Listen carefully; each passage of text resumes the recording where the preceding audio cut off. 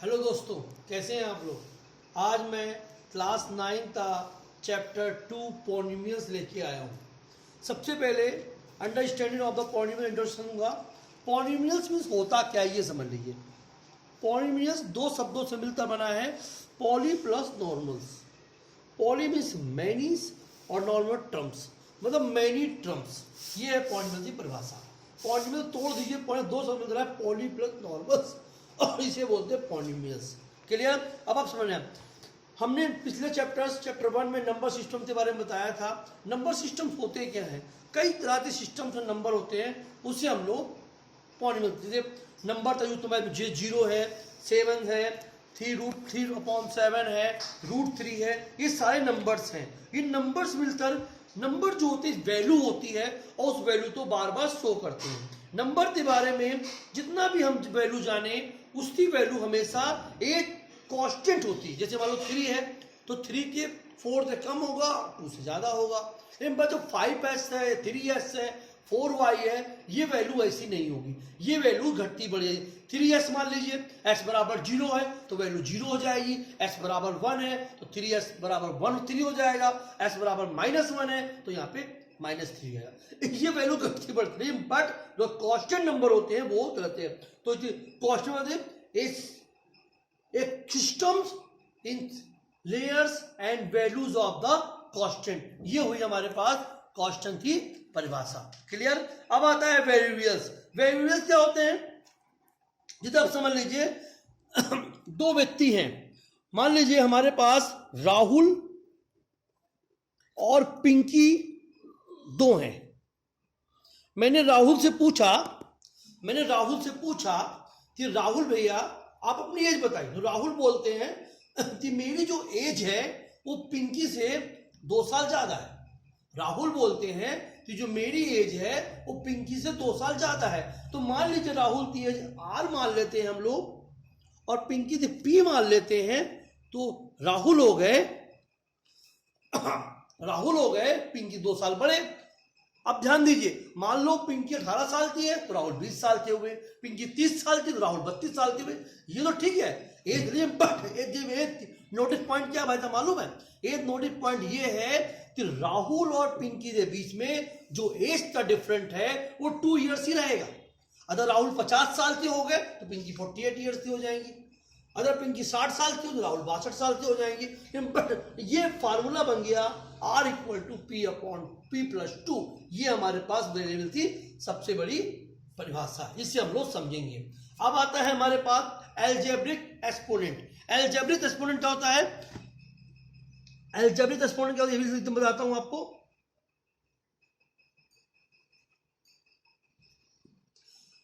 Algebraic exponent ये समझ लीजिए क्या होता है। एक कम्बिनेशन ऑफ नंबर्स, जो नंबर्स किसी अलजेब्रा में पॉजिटिव, निगेटिव, मल्टीप्लाई मतलब प्लस, माइनस और इनटू के रूप में होते हैं, उन नंबरों को हम लोग अलजेब्रिक एक्सपोनेंट या अलजेब्रिक एक्सपेरिमेंट्स कहते हैं। फॉर एग्जांपल हमारे पास 4s² - 5y² + 6 है, ये दिया हुआ है हमारे पास। तो अब देखिए s की पावर 2 है, इसका एक्सपोनेंट 2 है, इसका एक्सपोनेंट 2 है, मतलब s का भी एक्सपोनेंट 2 है, s² लिखा है, y का एक्सपोनेंट ये बड़ी 6 लिखा हुआ है। ये क्या है, ये एक कांस्टेंट है। तो s और y की वैल्यू जो है वो अलग अलग हो सकती है। s और y की वैल्यू अलग अलग होती है, उससे हम लोग एक्सपोनेंट कहते हैं। अब हम बताएंगे कोएफिशिएंट ऑफ द। कोएफिशिएंट क्या होते हैं ये भी समझ लीजिए। कोएफिशिएंट्स ये s³ है लिखा हुआ है, तो s³ पे कहा कितना लिखा हुआ है, 8 लिखा हुआ है ना, तो इसका कोएफिशिएंट कितना हुआ, 8 हो गया।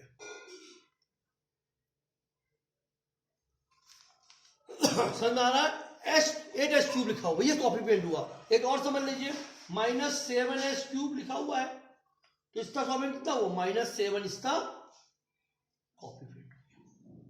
समझ में आ गया, ये हमारे पास कोएफिशिएंट होता है, इससे हम लोग कोएफिशिएंट वैल्यू भी कहते हैं। अब आता है हमारे पास कांस्टेंट क्या होते हैं। कांस्टेंट बताया भी हमने, 0, 1, 7, -7, -3, √3, √5, ये सब कांस्टेंट वैल्यू होती है। वेरिएबल क्या होते हैं, x, y, z। P Q R S, जिसे हम लोग एल्जेब्रिक नंबर बोलते हैं, वो हमारे पास वेरिएबल्स होते हैं। एल्जेब्रिक एक्सपोनेंट क्या होता है, पॉलिनोमियल्स क्या होते हैं, पॉलिनोमियल्स कई तरह के होते हैं। पॉलिनोमियल्स की बात कर रहे हैं, जिससे टॉपिक जिस चैप्टर का नाम ही है हमारे पास पॉलिनोमियल्स। ये क्या होता है, जो एक्सपोनेंट होल नंबर के रूप में होगा, जो एक्सपोनेंट होल नंबर के रूप में होगा उसे हम लोग पॉलिनोमियल्स कहेंगे। होल नंबर समझ लीजिए क्या होता है बच्चों, जो 2s की पावर क्यूब है प्लस 5s लिखा हुआ है, तो ये क्या है, ये होल नंबर है। ये s की पावर 3s जिसे बोलते हैं होल नंबर, अर्थात ये पॉलिनोमियल्स है। और पॉलिनोमियल कौन सा नहीं ये भी समझ लीजिए, जैसे लिखा हुआ है 4/s की पावर 3 प्लस 5। अगर इसे हम लोग सॉल्व करते हैं तो 4s की पावर -3 प्लस 5 आ जाए, यहाँ s की पावर -3 आ जाएगा, इसलिए पॉलिनोमियल्स नहीं है बच्चों। एक और समझ लीजिए, 4√y प्लस 5 दिया हुआ है, ये √y है, अर्थात 4y की पावर 1/2 प्लस 5 हो जाएगा, अर्थात ये भी पॉलिनोमियल्स नहीं है। पॉलिनोमियल्स वो नंबर्स जो हमारे पास एक्सपोनेंट के रूप में होते हैं, उससे हम लोग पॉलिनोमियल्स के बारे में बताते हैं। ये पॉलिनोमियल्स की परिभाषा होती है हमारे पास। अब हमारे पास आता है कुछ वैल्यू बता दें, ये भी समझ लीजिए। 6 क्या है, 6 हमारे पास कांस्टेंट पॉलिनोमियल्स, और 0 क्या है, 0 हमारे पास है 0 पॉलिनोमियल्स। अब देखिए 6 दो देते हैं, 6 ले देते हैं, 6s की पावर 0 देते हैं, यहाँ पे s की पावर 0 का मान सभी को मालूम 1 होता है, अर्थात ये वेरिएबल्स हो गया। और यहाँ पे क्या हुआ, 0 0s1 0s2 कुछ भी हो सकता है, ये हमारे पास हाईयर, जो उसकी हाईयर डिग्री होती है वो हमारे पास पॉलिनोमियल के रूप में कहलाती है। उसके बाद हम लोग बताएंगे पॉलिनोमियल कितने प्रकार के होते हैं, उस पॉलिनोमियल को लोग हायर डिग्री के रूप में वैल्यूज में शो करेंगे।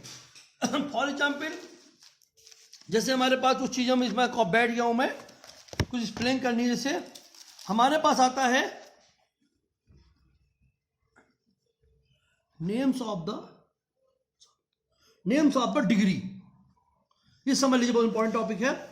यहां लीजिए डिग्री, या नेम्स, और यहां पे एग्जाम्पल्स। अगर डिग्री 0 है तो कांस्टेंट है, इसका कोई भी एग्जाम्पल ले लीजिए, मान लीजिए एग्जाम्पल इसका 4 है, ठीक है ना। यहाँ डिग्री 1 है, ये लीनियर है, यहाँ मान लीजिए s-3 है, यहाँ 2 है, ये मान लीजिए कोऑर्डिनेट है,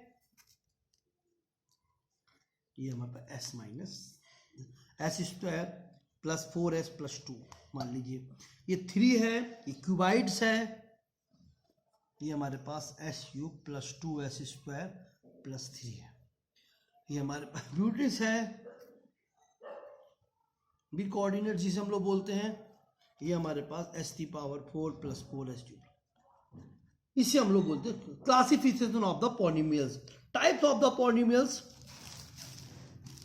टाइप्स ऑफ द पॉलिनोमियल जिसके बारे में बताया था हमने, मोनोमियल्स क्या होते हैं, बाइनोमियल्स क्या होते हैं, टाइटेरियम क्या होते हैं, टाइटेरियम क्या होते हैं, ये चीज़ें बारे में बताया था, डिग्री बताया था। नेक्स्ट वीडियोस में हम लोग सॉल्व करेंगे जो एक्सरसाइज से सवाल है, एक्सरसाइज बहुत सवाल हैं 2.1 से 2.5 तक, इस मारे हम वीडियो दो भागों में तोड़ देंगे। एक में हम लोग 2.1 से 2.3 तक वीडियो बनाएंगे, और एक बार हम लोग 2.4 और 2.5 बनाएंगे।